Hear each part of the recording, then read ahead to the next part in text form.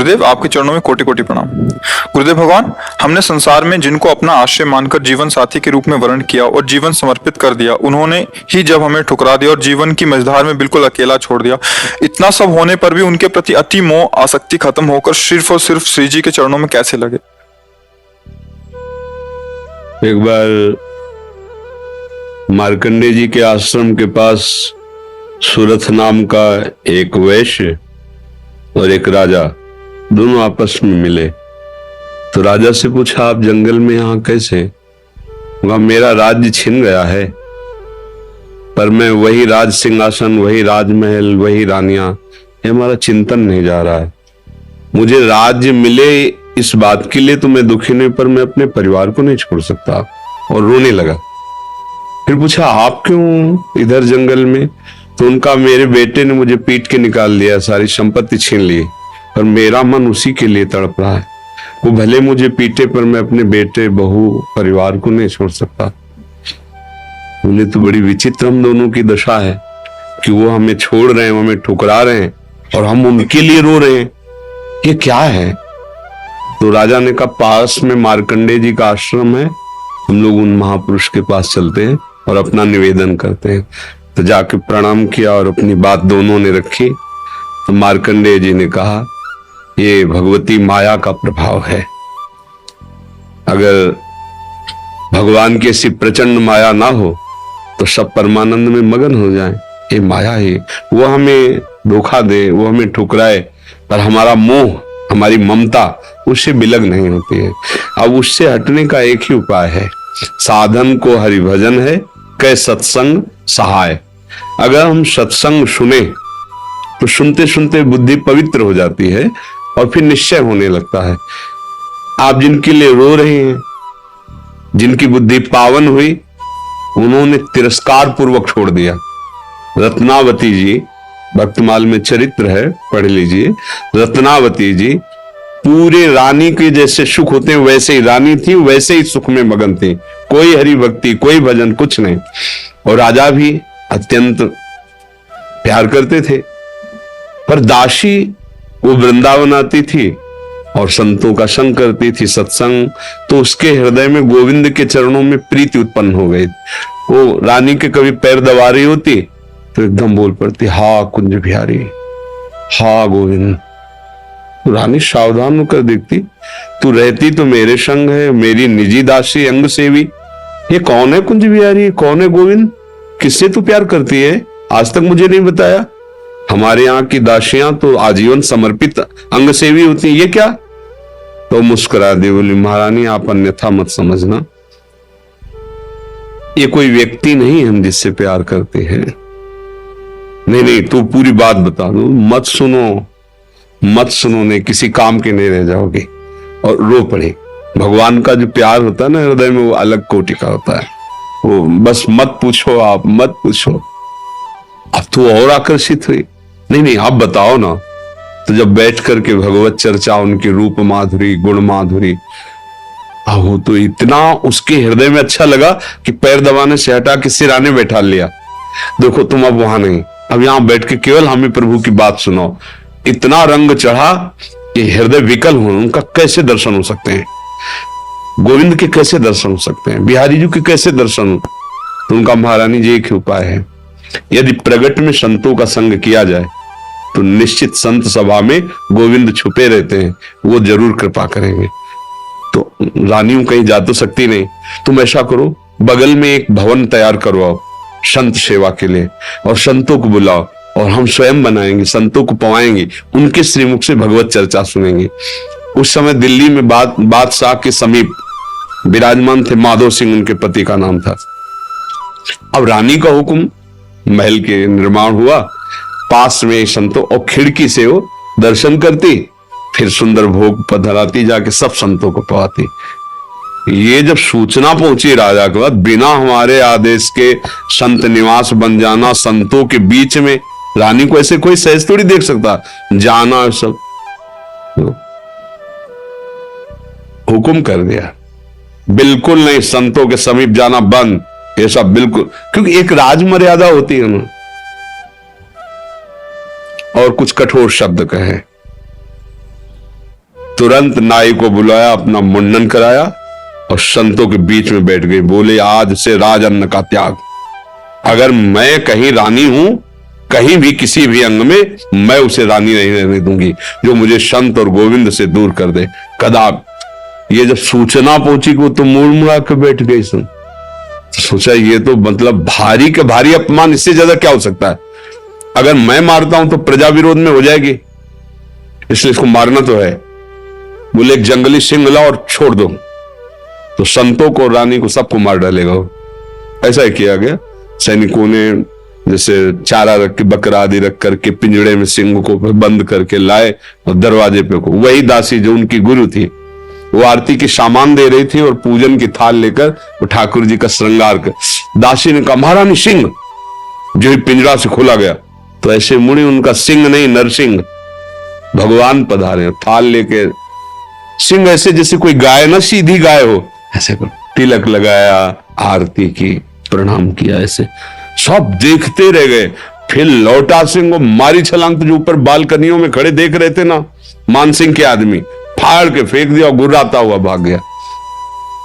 अगर हम अपनी भक्ति के रंग में आ जाए तो फिर हमारा ये माया मोह संसार नष्ट हो सकता है। अन्यथा हमारे शब्द तो जरूर अच्छे नहीं लगेंगे, पर सही पूछो तो कृपा है जो असलियत का पता चल रहा है।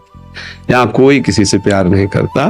अपने सुख स्वार्थ की जब तक पूर्ति लगती है, हमारा मन जब तक राजी है, तब तक हमें आपको प्यारे कहते हैं, अपना प्यारा बना लेते हैं। और जब हमारा मन कहीं और राजी हो गया तो आपकी तरफ देखते नहीं। संसार का यह स्वरूप, पर मेरे प्रभु का ऐसा स्वरूप नहीं है। सबरी मैया कोई ऐसा थोड़ी बहुत रूप ऊंचे कुल की, ऐसा नहीं था। सबर जंगली जातियों में आती है उनमें, लेकिन भगवान की भक्ति से बड़े बड़े ब्रह्म ऋषियों के आश्रम में भगवान नहीं गए, सबरी माता के। भगवान ये सब संसार यही सब देखता है, तुम्हारा रूप, तुम्हारा गुण, तुम उसके काम लायक हो कि नहीं हो। अगर स्वार्थ की पूर्ति लायक नहीं हो तो कोई भी हो, हट जाओ या वो मार डालेगा। संसार का स्वरूप है, कोई न कोई नाटक करके तुम्हें नष्ट कर देगा संसार। लेकिन हमारे भगवान कैसे भी नीच, पतित, अवगुणी, कुरूप, बिल्कुल मूर्ख कैसा भी हो, भगवान उसे अपनी गोद में ले लेते हैं। तो एक ही उपाय है, भगवान के चरणों का आश्रय लेना, वही परम पति हैं। देखो मीरा जी ठसक से कहती, मेरे तो गिरधर गोपाल दूसरा न कोई। और ये कभी धोखेबाज नहीं है, कभी धोखा नहीं। हम सही कहते हैं। अगर हमें जैसे बचपन से लगे रहे ना, हमें बात समझ में नहीं आती ना, तो हमें जरूर माइक से कहते हैं कि भाई देखो, भक्ति करना ठीक है, पुण्य है, मंगल है, लेकिन हम अपनी छाती की बात कहते हैं। अभी तक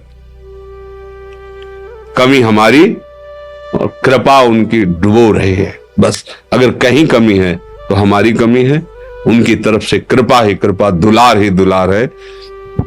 ये सच्ची मान लो। अगर कोई प्यार करने वाला है तो प्रभु है। आप कहोगे दिखाई नहीं देते हैं, आपने अपने को देखा है क्या? अगर प्रभु से देखने पर ही प्यार करते हो तो आप अपने से प्यार करते हो ना। देखो ना, आप अपने से प्यार, आपने अपने को देखा है क्या? आप तो शरीर को देख रहे हैं, बिना देखे भी आप अपने को बहुत प्यार करते हैं। आप अपने आप को बहुत प्यार करते हैं। अगर ये पता चल जाए कि हाँ कैंसर हो रहा है और आपको क्षति पहुंच जाएगी तो आप यहां से कटवा देंगे। अपने आप से ज्यादा प्यार आप किसी को नहीं करते, टांग कटवा देंगे आप। अगर ऐसा लग जाए कि अपने को बहुत अशांति, जीना मुश्किल है, आप क्या करेंगे, कैसे मुंह दिखाएंगे? तो आप जहर खा लेंगे, फांसी पे चढ़ जाएंगे। मतलब समझिए, पर आपने अपने को देखा नहीं, जाना नहीं, फिर भी आप बहुत प्यार करते हैं। जो कुछ भी प्यार करते हैं अपने लिए करते हैं। अपने आप से बढ़कर आप किसी से प्यार नहीं करते, पर आपने अपने आप को नहीं जाना, तो फिर तुम उन्हीं के अंश हो। जब तुम अपने को नहीं जान पाए तो जैसे अनजाने में आप भी अपने से प्यार करते हो, ऐसे ही शुरू कर दो प्यार प्रभु से, और उनके तुम हो, वो सामने आ जाएंगे पक्का। ऐसा नहीं है तो अब विमान से उतरते हैं, दोस्त की तरह मिलते हैं भगवान। पर बस यही है कि जैसे आप कहो कि हम राष्ट्रपति से हाथ मिला के आ रहे, प्रधानमंत्री से हाथ मिला, तो गांव का आदमी से प्रधानमंत्री से तुम कैसे मिल सकते? क्यों नहीं मिल सकते? भारत के नागरिक है, हम अधिकार पुष्ट करें अपना और जरूरत दिखाएं तो हमें मिला दिया जाएगा।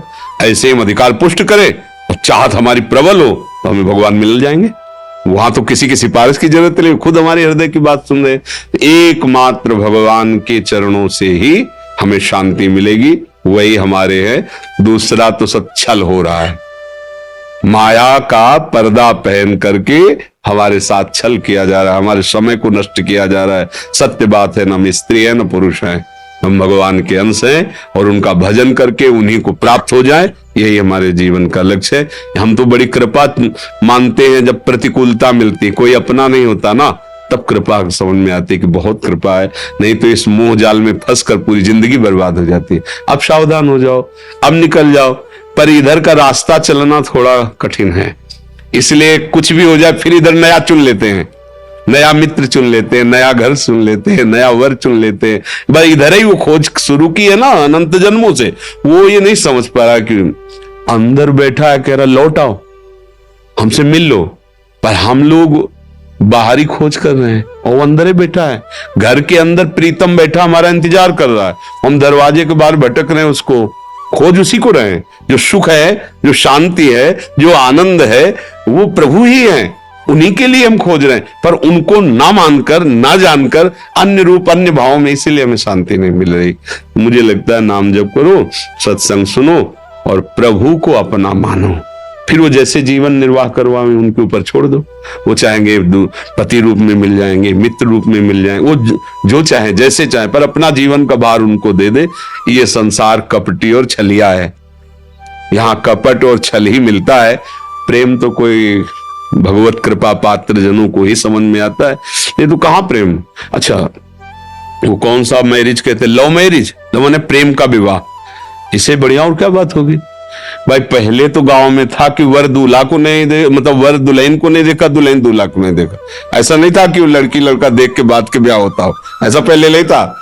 गांव में तो माता पिता तय कर लेते थे, हो जाता। मतलब प्रेम का मतलब आपने चयन किया दोनों ने मिलकर, ये तो बढ़िया बात है ना। अब आपका मन मुटाव तो होना ही नहीं चाहिए, क्योंकि दोनों ने प्रेम विवाह किया, मतलब दोनों ने चयन किया, और 1 साल बाद तलाक हो जाता है। भाई कैसा प्रेम विवाह, वहां तो न वर को देखा था न दुल्हन को देखा था, माता पिता की मर्यादा में आकर ब्याह किया और परिवार सुसज्जित मंगलमय आजीवन निर्वाह करते हुए, पूरे घर की सेवा, परिवार की सेवा, पति की अधीनता, पति पत्नी को ही अपना सर्वस्व मानते हुए, ऐसे भाव से आज हमारा क्या वातावरण हो रहा है। क्या हमारी उन्नति हो रही, क्या उन्नति हो रही। अगर पीछे से देखा जाए तो हमारी बड़ी, और ठीक है माता पिता की पसंद थी, आपने खुद पसंद किया ना, तब अपनी पसंद का निर्वाह करते जीवन भर दोनों मिलके। ये क्या बीच में, ये क्या, ये प्रेम विवाह है। अरे एक बार प्रेम कर ले तो फिर जैसा है हमारा है, जैसी है हमारी, आजीवन उनका निर्वाह करे, ये भगवान की भावना से पुष्ट होकर चले।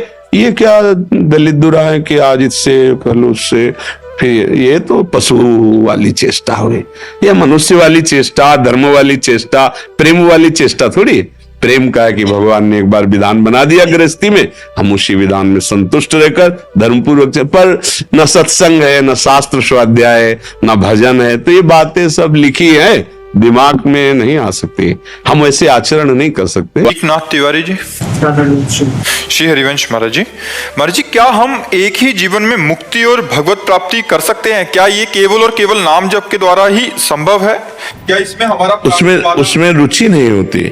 जैसे हम भगवत साक्षात्कार करना चाहते हैं, रूप का दर्शन, तो उसमें धर्म न अर्थ न काम रुचि, गति न चहो निर्वाण, उनमें 4 पुरुषार्थों में रुचि नहीं रहती। जो भगवान का प्रेमी भक्त होता है, न वो अर्थ चाहता है, न धर्म चाहता है, न काम चाहता है, न मोक्ष चाहता है। तो हमें मोक्ष भी मिल जाए, हमें भगवत साक्षात्कार भी हो जाए, वो रुचि नहीं रहती। अगर वो मोक्ष कामी तो भगवत दर्शन की उसमें रुचि नहीं होती, वो अपने आत्मस्वरूप का चिंतन करके मोक्ष को प्राप्त हो जाता है। अलग अलग मार्ग है, तो ऐसा कैसे हो सकता है कि जो मोक्ष कामी है वही भगवत कामी दर्शन करने वाला बन जाए। अगर वो चाहे तो हो जाए, पर रुचि नहीं रहती तभी तो मोक्ष होता है। जब भगवान की भी रुचि नहीं रहती तब मोक्ष होता है। महाराज जी, शायद इनको मुक्ति और भगवत प्राप्ति का अर्थ मालूम नहीं है। ये इनका मान लीजिए महाराज जी कह रहे हैं कि भगवत प्राप्ति कर सकते हैं क्या एक ही जन्म में, केवल और केवल नाम जप के द्वारा ही संभव है? क्या इसमें हमारा प्रारब्ध बाधा अथवा सहायक होता है क्या? प्रारब्ध बाधा भजन में नहीं, भजन में प्रारब्ध सहायक या बाधा का इसका कोई अस्तित्व नहीं होता, नहीं तो भगवत प्राप्ति ही न हो। प्रारब्ध के अधीन भगवत प्राप्ति थोड़ी है, पुरुषार्थ के अधीन भगवत प्राप्ति।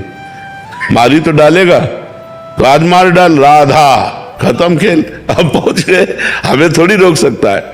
शरीर को तो प्रारब्ध शरीर पर आता है, राधा राधा राधा। जैसे घायल सैनिक अपने लक्ष्य पर बढ़ता चला जाता है, ऐसे परमार्थ का सैनिक होता है। हाथ टूट जाए, पैर टूट जाए, शरीर बीमार हो जाए, संसार ठुकरा दे, सब पर राधा राधा राधा वो आगे बढ़ता चला, वो सूरवीर होता है। ये सिंहों का मार्ग है, ये बलवानों का मार्ग है। सुनेरी मेरे निर्बल के बलराम, हमारा बल भगवान है, चीरते हुए माया के पन्नों को और भगवान से जाके मिल जाता है। ऐसे थोड़ी है प्रारब्ध के अधीन बैठे जुकाम बुखार हो गया, भजन कैसे करें, बड़ी समस्या, भजन कैसे, हर समस्या को रौंदना। भगवान का जो आश्रित होता है समस्याओं को कुछ नहीं गिनता, वो फांदता चला जाता है। पहले भजन करके तो देखो। महाराज जी इस हिसाब से साधक बहुत साहसी निडर उसका स्वभाव हो जाता है महाराज जी। हाँ, भजन करने वाला निडर साहसी। अब 13 वर्ष के थे, घर से भगे थे गंगा किनारे, कुत्ते नोच नोच करके लाश ऐसे खा रहे हैं, देख रहे हैं, और कोई साथी नहीं, कोई भोजन की व्यवस्था नहीं, कोई सर्दी गर्मी बरसात सब कुछ सहना और भगवान के मार्ग में चले जाना। और 13 से लेकर आज 56 वर्ष 55-56 वर्ष की आयु हो रही है। किसका सहारा, कौन साथी रहा है? भगवान ही एक साथी रहा है। हर क्या कष्टों के तो ऐसे जाल बिछे रहे पूरी जिंदगी भर। जब भोगने लायक थे तब सुख सुविधा नहीं थी, जब सुख सुविधा आई तब भोगने लायक नहीं रहे। क्या हमारे लिए, क्या किस काम का? महाराज जी संसार में तो जैसे बहुत सारे प्रश्न आते हैं, इतना ज्यादा भय है, ये हो, इसको कुछ हो गया, इसको कुछ हो गया, आगे क्या, इतनी चिंताएं। क्योंकि भगवान का आश्रय नहीं है ना। भगवान का आश्रय अगर है तो हम भय में नित्य प्रति बैठे हुए हैं, लेकिन हमें क्या भय है? अब किडनी फेल है, मरे बैठे हैं, लेकिन किसके बल से बोल रहे? भगवान के बल से बोल रहे। कोई भय नहीं, किसी बात का भय नहीं, सब आनंद पूर्वक चल रहा है, किसी बात का भय नहीं। भगवान सब व्यवस्था कर रहे हैं, सब चल रहा है, हमारे शरीर का, तुम्हारे शरीर का, सबका भरण पोषण चल रहा है, सब व्यवस्था चल रही। क्यों? भरोसो दृढ़ इन चरणन के रो। भगवान का भरोसा किसी व्यक्ति का थोड़ी भरोसा है। नहीं तो गृहस्थी में 4 लोग हैं, इसी में तो परेशान है। गृहस्थी में 4-6 लोग हैं और परेशान है। तो भगवान का भरोसा करो यार, वही सिखाने के लिए बैठे कि भगवान का भरोसा करो, सच्चाई से चलो। थोड़ा दुख भले सहने को मिलेगा, लेकिन आगे तुम आनंद में हो जाओगे। और अगर भगवान का भरोसा नहीं, बुराई से चलोगे तो थोड़ा सुख भले लगेगा, लेकिन आगे तुम संकट में फंस जाओगे, आगे समस्याओं में फंस जाओगे।